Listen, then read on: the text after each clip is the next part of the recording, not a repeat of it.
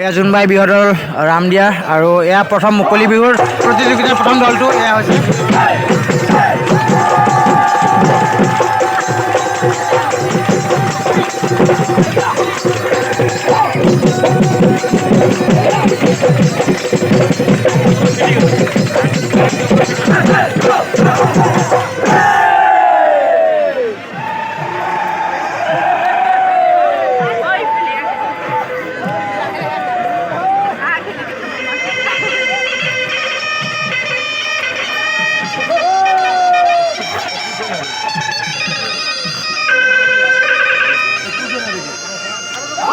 অতি জনপ্ৰিয় বিহদল